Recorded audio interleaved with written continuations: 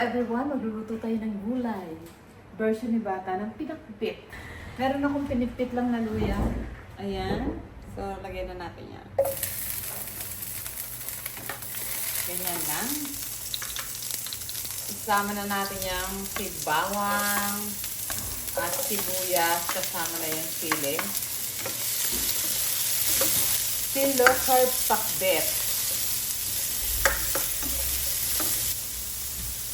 Lagyan na natin ng kamatis. 3 kamatis ang nilagay ko.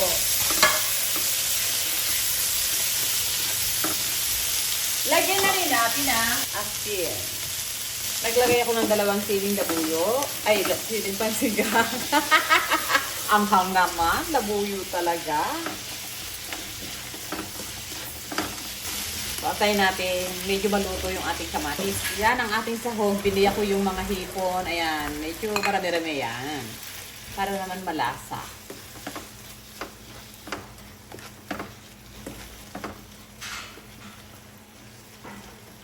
Ayan, ang ulo ilagay natin. Ulo dilikdik.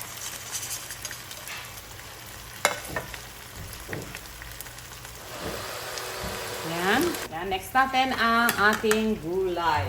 Halo-halo ko na. Sabay-sabay na yan.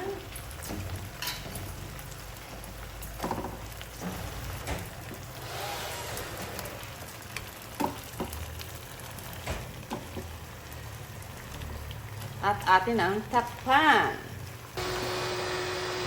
Tikman na natin. Ganun lang kadali. Bago natin ilagay yung ating talbos ng kamote. Siyempre, ang talbos ng kamote, napakasustansya niyan. Wow! Panalo! Panalo talaga. Ang sarap niyan. So, lagyan na natin ito ng talbos ng kamote. Yan. I-try nyo yan. Lalagyan nyo ng talbos ng kamote. Ang sarap. Masarap talaga. So, takpan muna natin medyo para malanta ang konti. Saka natin haluin.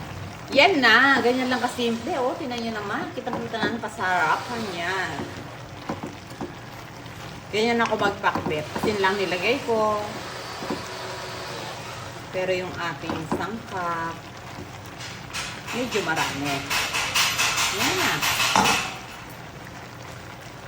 Kunti na lang. Pagbilang kong 3, matago na kayo. Wow! So, sure na. Ito na. Yan na siya. Ang ating finished product.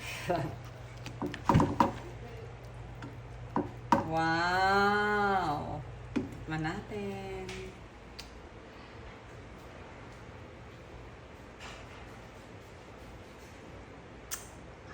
Sarap. Namit. Uy! Yan na ang ating pakbet na mayroong talbos ng kamote. Wow. Tikman natin. Wow! Okay.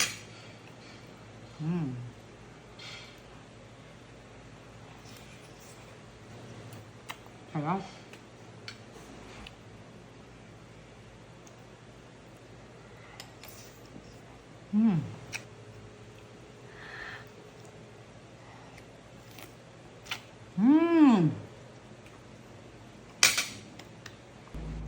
Yes, try nyo ha.